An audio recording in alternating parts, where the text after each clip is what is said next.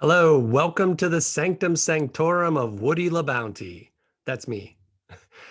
Today I'm going to tell you a real San Francisco story. It's one of my favorites. Well, it has to be one of my favorites because I wrote a book about it.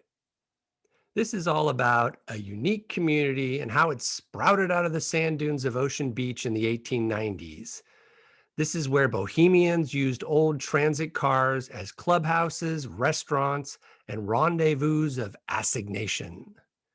In just 10 slides, this is the San Francisco story of Carville-by-the-Sea. Early public transportation in San Francisco was animal dependent. Real horsepower. Horse car lines in which the animals pulled little coaches on rails crisscrossed the core of the city. This view is of South Van Ness Avenue near 25th Street in 1886. By the way, that house on the right with the tower, that's the landmark Frank M. Stone House, and it still stands at 1348 South Van Ness Avenue. When these horse car lines began being replaced by more efficient electric streetcars in the 1890s, the transit companies faced a dilemma: what to do with the obsolete cars? The answer? Take out an ad in the paper.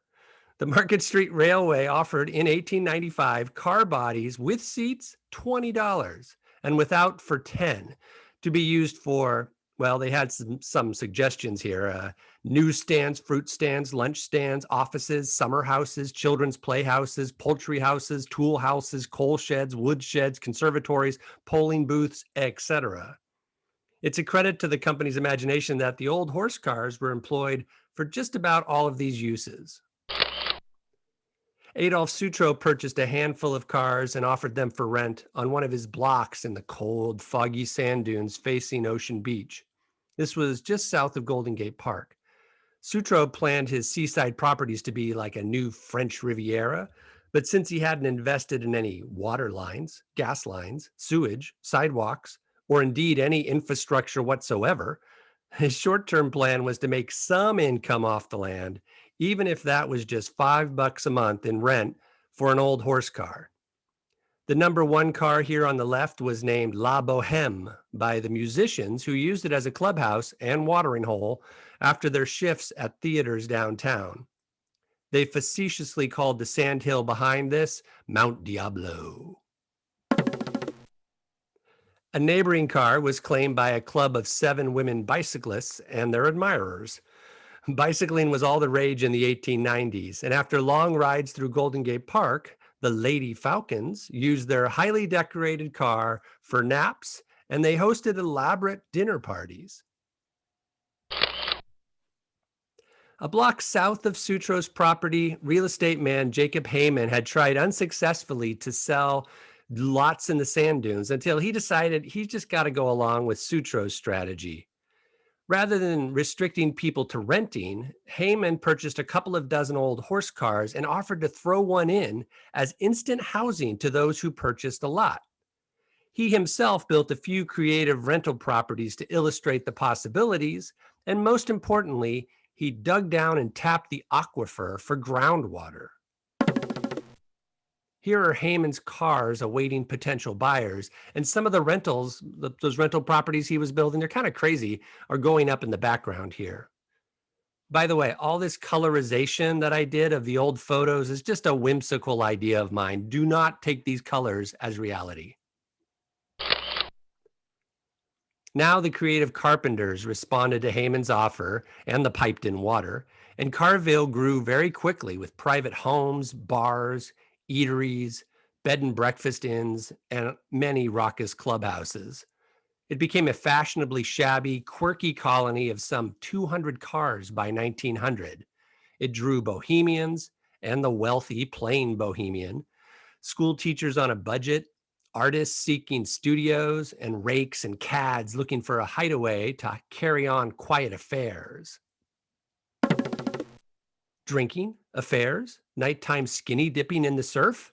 Sounds like a place artists would be drawn to. And they were. Visitors and part-time residents of Carville included the writer Jack London, the poet George Sterling, Maisie Griswold, whose painting you see here in the background, humorist Gillette Burgess, the artist Xavier Martinez actually had a studio out there. He rented a car as a studio, and he's the one who painted Maisie here in the background. But after the 1906 fire, an exodus of people from the burned out core of the city began moving in Carville and constructing conventional homes out there at the beach. Sidewalks and sewage lines replaced the open dunes, and a real neighborhood developed around Carville. Today, we know it as the Outer Sunset District. The artists bailed for Carmel and other colonies, and by the 1920s, car houses were either demolished, relegated to backyard sheds, or hung on like these as decaying rental properties. Is it all gone? Nope. There's at least one Carville building still standing on the Great Highway, made of 3 cars artfully combined on a second story.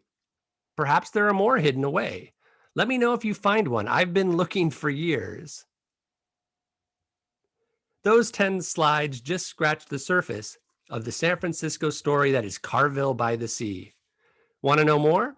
The digital version of my book is available at sanfranciscostory.com, and it has a bunch of bonus material in the digital version, which is awesome. While you're there, sign up for my weekly email and get a San Francisco story every 7 days in your email box for free. What do you think? Is this fun? Well, it was for me. But if you have any suggestions, comments, or big ideas, just go ahead and send them to me. I'm Woody LaBounty, and I'll be back soon with another San Francisco story.